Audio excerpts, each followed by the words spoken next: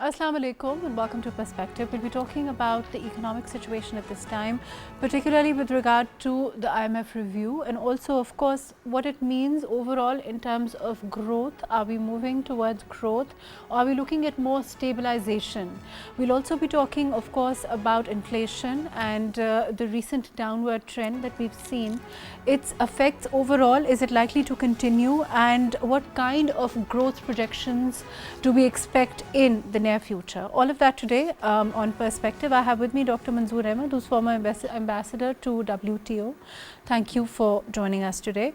We'll also be joined by Dr. Usman Chohan, who's advisor to CAS on economy a little later on. Dr. Manzoor, like I said, we've talked about economy for a while. First of all, what do you expect from this IMF review? What do they expect from us, and where have we reached with regard to their expectations and trying to fulfill what the fund had envisaged during the last review? Let's talk about that. Okay, thanks for the opportunity. I think I'm optimistic for maybe two reasons. One, the finance minister has already indicated that it would be okay, And so if he says it, it means that behind the scenes they've already agreed that this will be more a formality, but things are okay. Second thing is that we have achieved most targets except maybe two. Okay. One is the revenue, where there's a shortfall of 600 billion, and which is understandable. Maybe I can explain later. And the other shortfall is I think we have not made much progress on the state-operated enterprises. I mean, these government enterprises. State enterprises, yes. State enterprises where. You mean privatization? Yes, I mean that that PIA failed and still we have not been able to do much. Okay. So these are the, I think, two key things where we are not there, but rest of the targets we have achieved. Fair enough. Let me include Dr. Usman in this also. Dr. Usman, if you've been following what Dr. Manzoor is saying, first of all, do you agree that we are largely on track with regard to what the expectations of the fund were in terms of the last review, and of course the continued expectation, the continued resolve that the Prime Minister again and again reiterates, also echoed by the finance minister and the whole team, with regard to not going back to the fund, of becoming self-sufficient. Let's talk about how close to that goal we are. Yes, first, thank you for having me. It's a pleasure to talk to you, and greetings to Dr. Manzoor as well. Your question is about how closely we've adhered to the program and how close are we to the targets.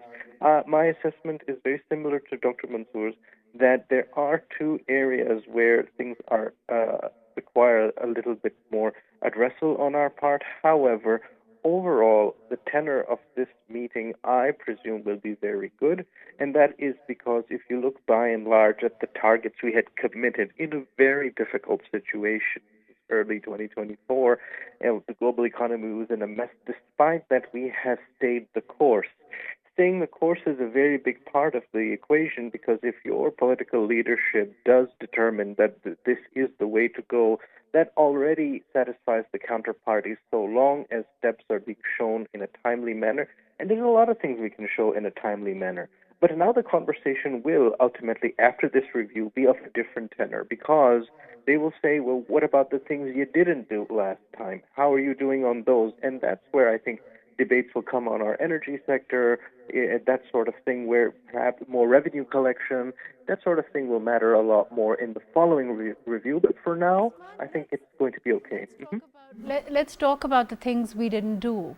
The two things that that Manzoor Saab here mentioned is, perhaps not reaching the revenue target, and of course, our resolve and our commitment as far as state-owned enterprises are concerned. Apart from that, you're also talking about things like energy. So let's talk about those areas where you feel that we've not been able to come through, as far as the fund is concerned. Right. the energy side, we are facing something quite scary and something beautiful at the same time, which is that renewable energy adoption is very, very large. And we're like the top 6 now, maybe even 5th country in terms of this renewable energy and solar adoption. The IMF is actually worried about this because mathematically it can lead to what's called a utility death spiral, where the wealthier and wealthier and then further down to middle class start to go off the grid and generate their own electricity on site, and therefore over time only the poor of your society are dependent on the grid, and therefore it breaks down. And this is the problem also for actually developed countries like Australia is really struggling with this because so many people have gone off grid in a wealthy country. So that's where the IMF is saying you've got to square this circle somehow. You've got to make sure that your transmission and everything, the cost, how you're going to go about it makes sense. And the government has said we can do a few things, but still the IMF doesn't appear satisfied on that because you actually don't square the circle. And if for you and me, people of our socioeconomic background, it does make eminent sense to go off-grid and have solar. It just makes sense for us. We won't do that otherwise. And the other thing is on the state-owned enterprises, which Dr. Mansoor correctly mentioned. So there are many of them. They have different levels of profitability. They have different scale issues. And therefore, we've taken a sweeping thing where we say the government has no business in business. But to be able to find good buyers, to do things with the employees there, to change the management, it's actually a long-drawn process for a society like ours, which is, I mean, it's not a state-driven, communist society. You actually do have to find buyers and work things out. So that's where the IMF will say, are you on target or not? And we are. The third one is on the taxation, where we have it too centralized and too much emphasis is being put on the FBR, and there's only so much one institution can do when the country is so large. And so the taxation regime and revenue collection will become a bigger issue. I honestly think the better way to go about it, even with the IMF in the ballpark, is to cut on expenditures so that you do balance out your fiscal deficit without trying to squeeze the same classes you've been squeezing, such as us, the salaried class, while also putting a little bit more pressure on the real estate and the other untaxed sectors such as retail. These 3 areas will become a bigger issue in a subsequent review. Okay, fair enough. That's interesting. Let me come back to you on that. Dr. Manzoor, what Dr. Usman is saying that these things may become more of an issue in a subsequent review. In terms of, broadly speaking, as far as the direction in which we are headed, keeping in mind things that you are saying that we missed out, things that Usman also is saying that, we probably could not do. How many reviews do you see us going through before we are able to, do away with these reviews altogether? Yes. Normally, each loan is bilateral reviews, 2 reviews a year, Okay. unless there's some emergency. So this is the second review. So if we pass this, we'll get the next tranche of $1 billion. So if we do need any, I mean, obviously this is 7 billion, this thing, so it has to go on. So it will be, the next tranche will be after the budget.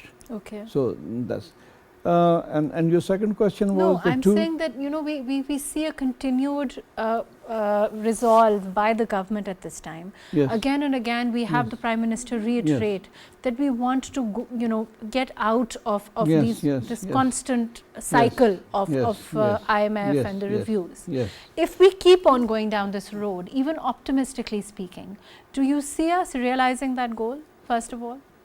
Yes, I think there are 2 parts of this. One is, the first was that we stabilize our economy, right, so that we don't go bankrupt.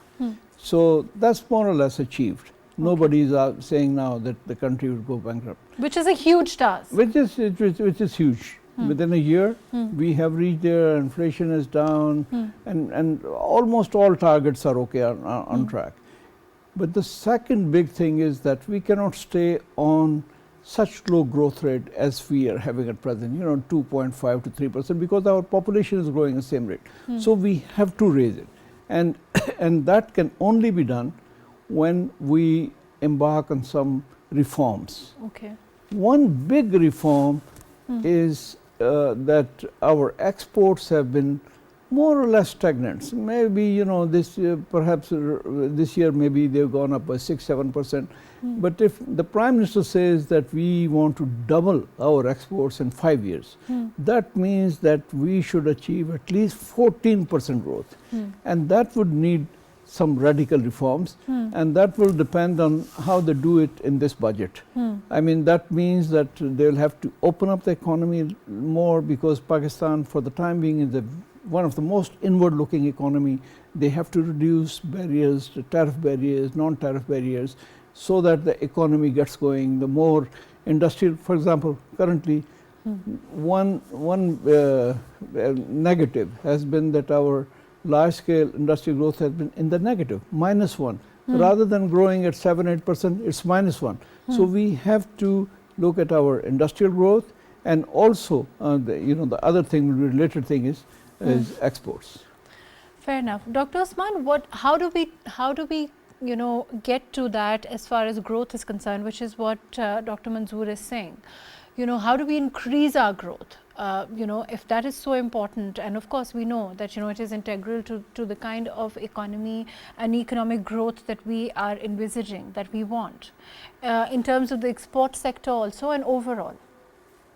Yes, so in terms of overall growth, there are shortcuts to this. We have done them in the past and we've regretted them, which is that because we have a largely consumption-driven economy and negative net exports, which is to say double the imports that we have for exports, what we do is that we overheat the economy and we lower interest rates and we promote different measures to stimulate growth, and we do at times hit the 6% mark, which is good, but then it's never sustainable, because the underlying element should not be consumption. It should be investment, and our investment to GDP is shrinking, actually. It's already the lowest and it's getting worse. So if you have investment as a driver rather than consumption, you will get more sustainable dividends. But driving investment requires political stability, which is a subject you have covered at length in your show, as well as having a stable environment to do business. All of those things matter a lot more than just having import-driven and consumption-driven. So that's the one thing. On export-driven, I think it is possible to do it in the old world, the pre-Trump world. But now, with the sorts of things that Trump is throwing on the table, such as tariffs, it is actually difficult, because, as you know, the United States is our largest end market, along with the European Union, if you kind of lump them together, all those countries. If they have this trade war, and if tariffs are going up, Pakistan will be affected by that, because we export something that is substitutable. It's, textiles and all that. But also, it's a very hostile global environment in which exports actually are likely to shrink everywhere. So maybe in the old world it would be possible to have, as Dr. Mansoor correctly said, 14-15% per annum in 5 years, and you'd get there. But now export growth in the next 4 years, if the world of Trump actually materializes as he threatens, everybody will suffer, and Pakistan will be part of that, and you won't be able to grow exports fast enough. Not because of us, but because of them.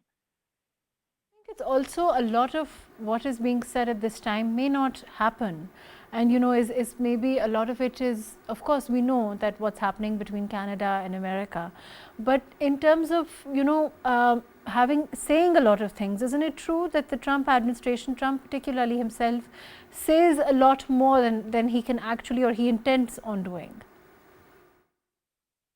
Yes, that is true. He is a quote-unquote deal maker, and deal maker involves a lot of brinksmanship. This brinksmanship is something that is a big part of his gambit, but at times, if he doesn't get what he wants, he actually doubles down on things. This is a track record from his 2016 to 2020 administration. And so other countries are dealing with, in game theory terms, by reacting more aggressively than they otherwise would have, because the risk that he might go off the rails and do something even more extreme is so dangerous. For example, Canada is now taking protectionist measures. So even if Trump delays it, as he says, until April, Canada is still prepared to go ahead with those retaliatory measures, even if the retaliation is for something that didn't happen. Similarly, China has already, for the two-stage tariffs that have come, 10% plus 10%, it is already preparing to target the red states that voted for Trump. So it's being very technical about how it retaliates against America. So what I'm saying is that, yes, its rhetoric is there, but because it may actually lead to devastating action, other countries are responding and preparing accordingly. But in terms of preparation, isn't it true that, you know, we can perhaps explore other markets? We can look at international collaborations, you know, countries like the UAE, for example. Do you think they can be a substitute, or they have the potential, or you think that, you know, it's probably not possible? I mean, if you look at it more flexibly, then what you really care about is increasing your foreign reserves and your foreign income rather than specifically exports. And then remittances actually become a reasonable substitute. And Pakistan's remittances have been very strong for the last 2 years and, in fact, increasing. So they're about $3 billion per month. And that's coming largely from the Gulf states. So there are ways to get the same ends, even if you use different means. So there is that. But ultimately, exports do matter for a competitive society, so it's not the ideal solution. And in that case, end markets being important matters. What we need to have for different end markets is, of course, market research. Our business community does not have the wide aperture of mindset in terms of finding clients around the world. They still have those old post-colonial thoughts about the United States and EU being our largest end market, but you can easily pivot more to Asia. You can easily pivot towards Africa and South America, provided you do market research, and there is a demand for your goods. It may not be textiles, but for your things, there is a demand out there. But that requires work on our part. Right, fair enough. Dr. Manzoor, in terms of exploring other options, in the kind of climate like Dr. Manzoor is saying, you know, we know what the US is talking about. We know that it is unpredictable also. What do we do? What are the next steps in terms of collaborations, international collaborations, for example, to secure that, market for us? Yes. While we have to have some second options, because US as a single country is our biggest export market. But at the same time, although, I mean, given that Trump is very unpredictable, I think we may not have that problem. The reason I'm saying this is that US is focusing on its major trading partners, you know, like China, like Mexico, Canada, EU, maybe Vietnam, India, because all these countries have more than $100–200 billion trade with US, and our trade, we are not even among the top 30. You know, we are very low. So although we have surplus with US, for us it's very important. For US, we are not an important market. So hopefully will not be affected, but you never know. But US is saying a lot in terms of, you know, certain bans that it's talking about. There is a lot. That is something else, you know, like banning coming of people, etc. That's I'm only talking about trade. So you're saying that it's unlikely that our trade will be affected, or we don't figure so much on the horizon for the US. I can't make this 100% because but that's what you think. For every country it's very unpredictable, because you know, for the closest neighbors like Canada, etc., doing it, so anything could go wrong here. But it seems that, you know, in the last 2–3 days, US spokesperson and President Trump in his annual address to the Congress especially mentioned Pakistan and the help we have given, you know, recent getting some terrorists extradited to US. So for the time being, it looks that we are okay in terms of our export to US. And by the way, this could also be an opportunity, because if he puts all these tariffs on our competitors, like say, you know, like China, like Vietnam, like others, which are big competitors, although it's not that we are going to fill their place, but we might get an opportunity to export a little more than what we are doing now. But you don't think that we are in a position to explore other markets sufficiently? No, that is always there. We should always explore other markets, but it's not easy just in short time to, because all the world is in flux. EU is in flux, everybody is in flux, and unfortunately, our export basket, I should say, the goods that we export are very limited. You know, 60% textile and clothing. So we should diversify that, and then perhaps, you know, we could export more markets. But isn't it true that if we want to diversify, we need a more strong industrial base? So it's kind of it's like a circular kind of argument, right? Yes, and yes, that will be helpful. but we need a more level playing field. For the time being, if you look at our policies, they favor only one or two sectors in terms of general concessions on machinery, raw materials, etc. It's all textile and clothing. No other sectors get so many concessions. So we need to expand this to other sectors. Okay, fair enough.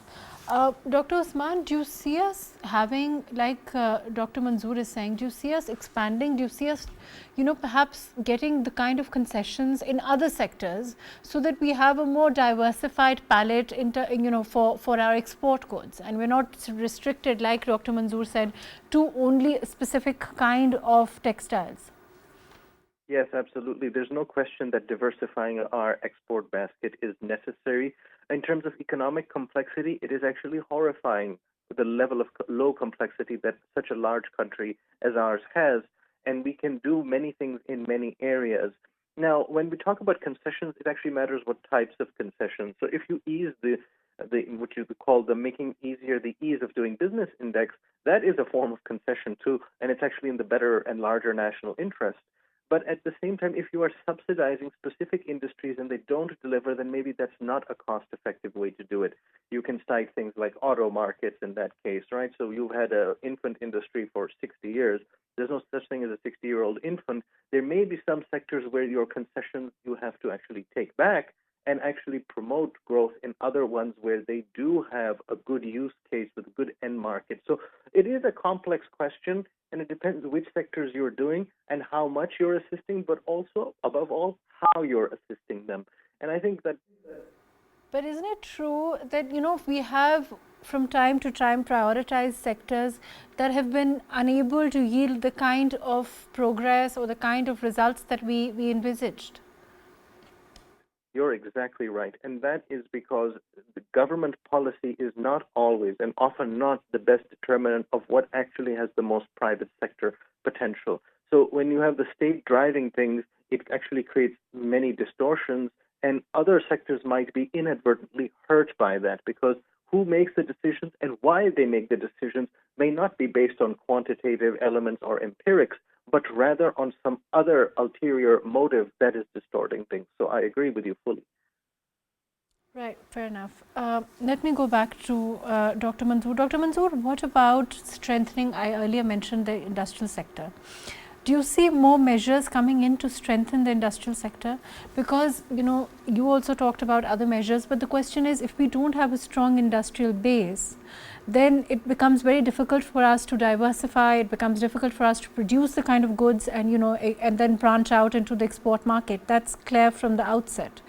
Do you think that we are moving towards it? Do you think that we are taking measures and the government is focusing on it enough? You see, strengthening industrial sector means that you need more investment, domestic investment as well as international investment. Unfortunately, international investment has not been coming into Pakistan because we are a very inward-looking economy. The Prime Minister is saying that, we want to open up, we want to do this, and if they are able to do that, that will bring more investment and that will strengthen our industrial sector. That's one thing. Second big factor is that countries in the region are many industries are moving out of China.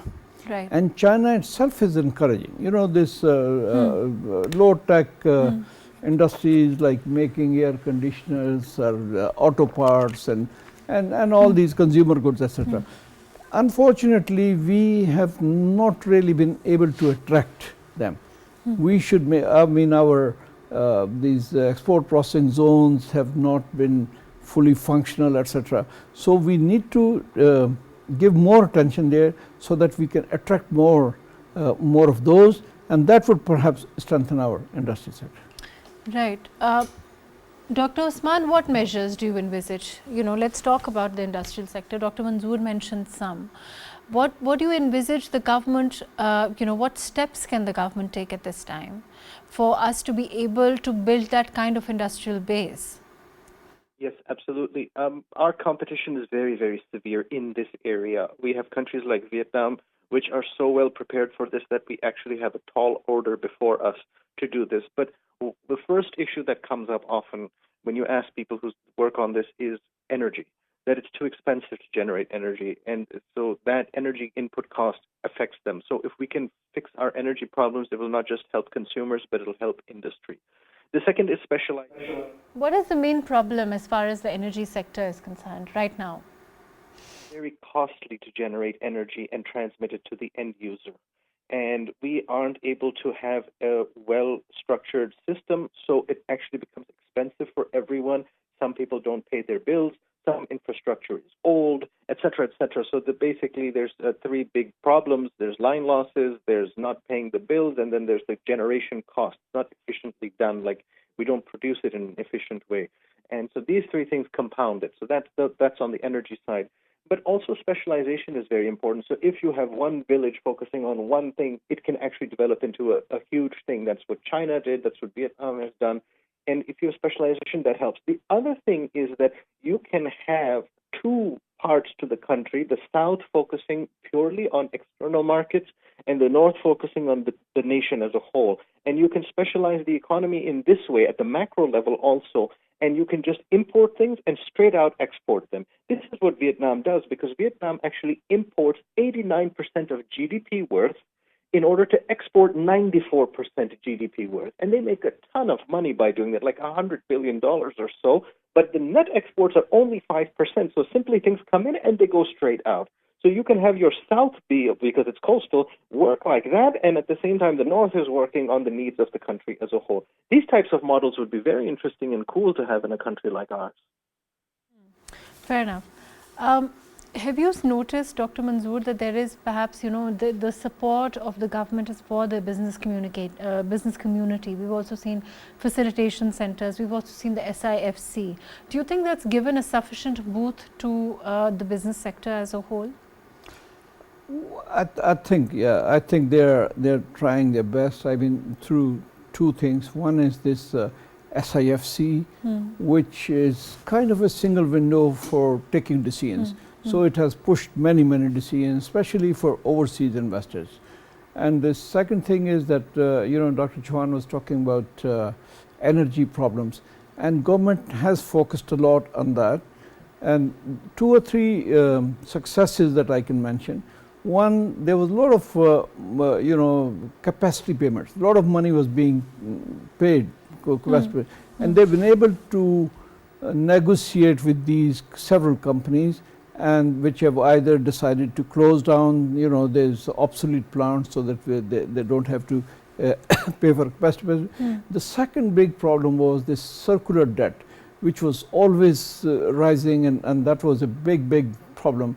And the government has now been able to keep it below a certain level, and now they're negotiating with the banks that maybe they can buy out this debt and they can deal with it, through some mechanism. So I think, and the third thing is that government encourages solarization, and country a lot of solarization. So I think on the energy sector, finally they've made some progress. Right. Dr. Usman, let's talk about inflation. We've spoken about inflation from time to time. We've spoken about the trickle-down effect also. We know that as far as the statistics are concerned, at this time, inflation is on a downward trend. Correct me if I'm wrong. But is it translating? Is it also translating to the masses? Is it also having a trickle-down effect? Overall, how do you see, your outlook on inflation, and what kind of a trend is it likely to follow? Yes, well, you're right. This is something we talk about often, but we're now talking in much better circumstances, because the readings we are getting now on a monthly basis are single digits and very low single digits. That is the rate of change in inflation relative to a terrible year, 2024 first half. Now you might see the numbers, because the base will change, because inflation wasn't particularly accelerating in this portion. In the second half of this year, you might see the numbers start to rise just because of the math behind it. At the same time, energy costs may go up because of crises around the world, so that could be one factor. And your other portion of the question was, is this actually helping people? The simple answer is no. And that is because the cost of living is different from inflation. The cost of living is still very high, and wages aren't rising fast enough to keep up with that. That is why if you ask ordinary people, they may not feel that difference. But the way they do feel the difference is that the tickers on the prices of the groceries they buy are not rising at the same insane amount they were rising in late 2023 and 2024. So cost of living is something entirely different, but it does reflect indirectly the rate of change in prices. So what influences the cost of living that you're talking about that will have enough of an effect on inflation for people to feel that it's low? Fundamentally, it is a supply side issue, and there's two parts. There's things we supply locally, and there we have to improve our supply chains to make things cheaper, have better storage, for example, storage of our basic commodities, having them brought to market in a cheaper manner in terms of transport and all that would help on the domestic supply side. The second is if you produce more things indigenously rather than importing. So we actually imported a lot of inflation in the last 3 years because things were expensive abroad. So if we import less things that we could otherwise substitute, that would be good. And if we improve our supply chains within the country in terms of storage and transport, that would help here. And that should increase improve the cost of living factor. And also it would translate into lower regular increases in prices, would also slow down. So inflation would be lower as well. But overall, for example, the stabilization of dollar that we've seen, isn't that likely to influence the cost of living as a whole at all? The cost of commodities, the cost of, essentials even? Yes, having a stable currency is a helpful thing.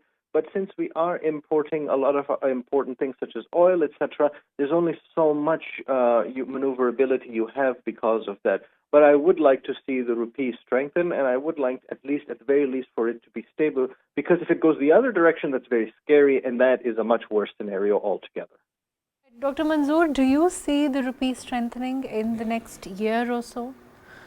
Because, like I said, and we've discussed this with Dr. Usman, yes. Dollar stabilizing is also a huge feat.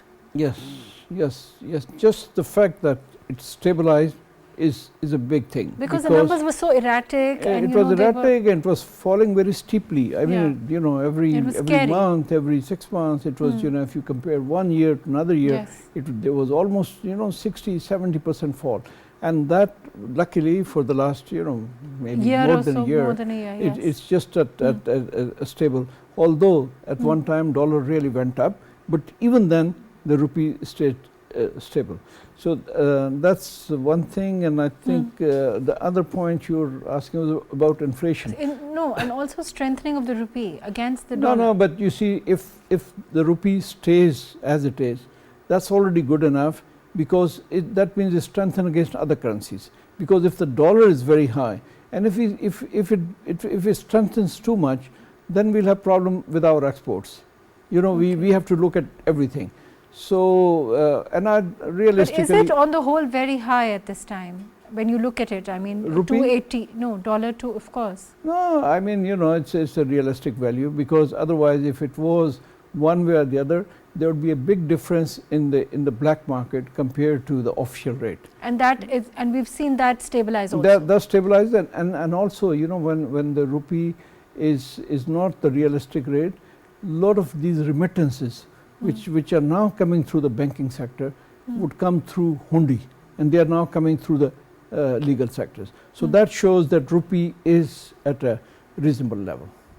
But okay, fair enough. And then in terms of, for example, we know that there are, as far as the National Bank is concerned, the State Bank is concerned, do you expect there to be some changes with regard to, rate cut expectations, for example, which are being talked about?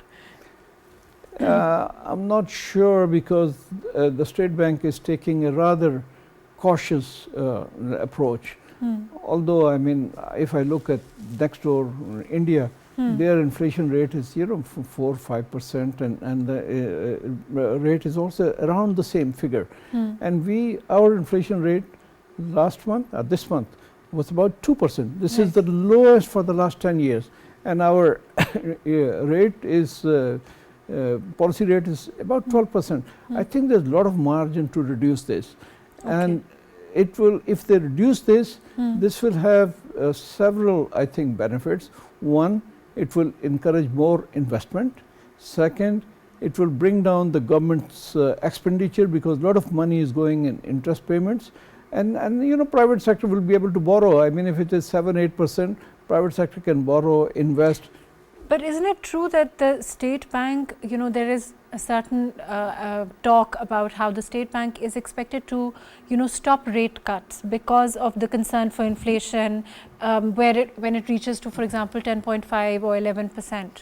Yes, but you know, that is their, I mean, when they come to that, then they can take some action. But for the time being, this inflation has been coming down, and they cannot afford, it should not go any lower than that, because if it goes lower than this, that means that nobody is spending any money. That means the economy is shrinking. So they should allow a little bit more growth and a little bit bring it down to within, you know, look at other countries and do it like that. But Manzoor Sahib, you're talking about an all, you know, a time low inflation rate. Yes. But isn't it true that there are predictions that this will rise from, yes, you know, March to May, for example? Yes, yes. Nobody can really predict it 100%. There are predictions, but I don't really see that happening for 2 or 3 reasons. One, our 30% of our imports is petroleum, crude, etc., gas and all these things, and the prices currently are going down. They're not going up. Okay. The second thing is the food prices. They are also not, they have also not been rising. So I don't really see, I mean, I could see that this 2% is too low. Maybe it will go to 5%, 6%. But you know, they can easily bring it down to 7-8%. I think so. But this is just my perception. You know, everybody will have his own perception. Let's ask Usman Sahib whether he agrees with your perception. Dr. Usman, do you agree with what Dr. Manzoor is saying, that it's likely that inflation, you know, may not rise, which is, you know, what is being said at this time from March to May, for example?